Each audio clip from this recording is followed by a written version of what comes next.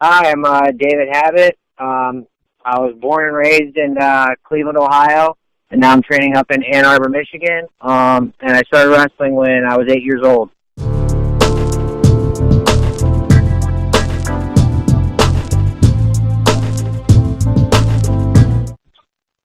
I went to St. Ignatius High School.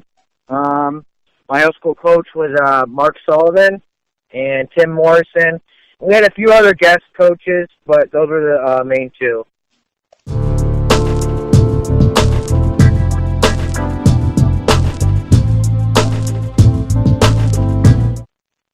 Yeah, I guess it would have to be, I won states my junior year. That's always the big goal in high school. And, my first 2 years I was in the mix, and I came up short, so it was something that I had worked for. Obviously since I was a little kid, I wanted to be a state champ, but it took me 3 years to get it done. So, and it was great to finally, reach my goal there. So, being a state champion.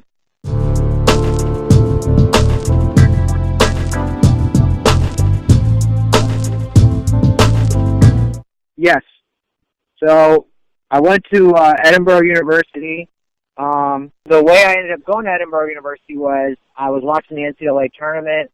I had never heard of the school, but they were producing some very good results, and I saw that and thought, Edinboro University is not a big school like Ohio State or Iowa, so they must not be getting that big of recruits, yet they're producing good results. So I figured that the coach and the program was a good fit for me, and then I ended up finding out that, Edinboro's closer to my house than Ohio State is.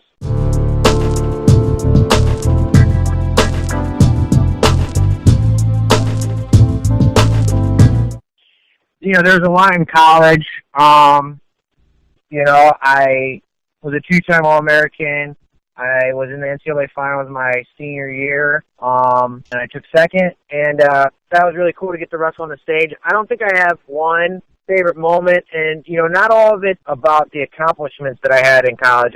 Things I was proud of were I was team captain my senior year, and just like a lot of the decisions I made in college, not really one thing, just it was a good time, and I guess if I have to just pick one, I guess it would be, for me, probably it's similar to the high school story. For me, it actually felt better the first time that I All-American, because, I had lost early in the NCAA tournament, and, the first 2 years I didn't All-American. So my third year, I was wondering if I could All-American. So when I won my match in the round of 12, it felt kind of like when I won states. It was the third year, and the first 2 years I didn't get it done.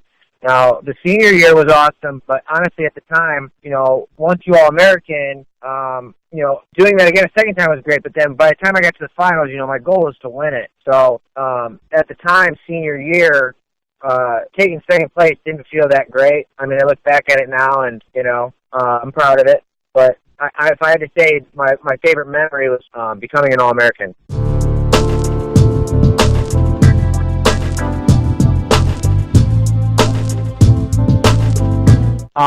I did the biggest transition from high school to college.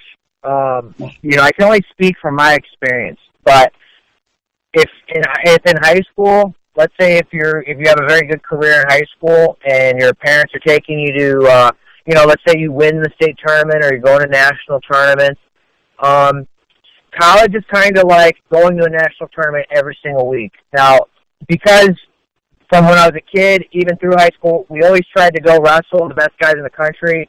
I was kind of ready for college, but the one thing I realized is the high school season, you're wrestling a lot more locally. So in college, what you have to get ready for is everyone who wrestles in college, pretty much they're doing it because they want to, and there's a a dedication to it. So every week, you know, you're going to be going against a state champion or just a guy who really wants to win. So there's a higher commitment level. If I had to just sum it up, there's a very big commitment level.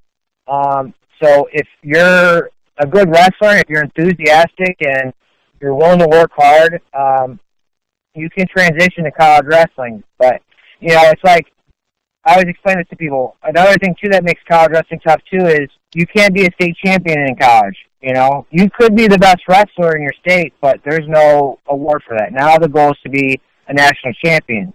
And when you're in a, you know, like that's the standard. So, you know, the standard becomes much harder. The guys are getting bigger and stuff, so the guys are getting older, so they're getting more mature. But I'd say one last thing for the transition into college is, you know, really managing your weight right. You know, that stuff will really affect you. It affects your body a lot worse. You know, if you're not taking care of yourself and you're not recovering, you're going to feel worse than you would when you're younger.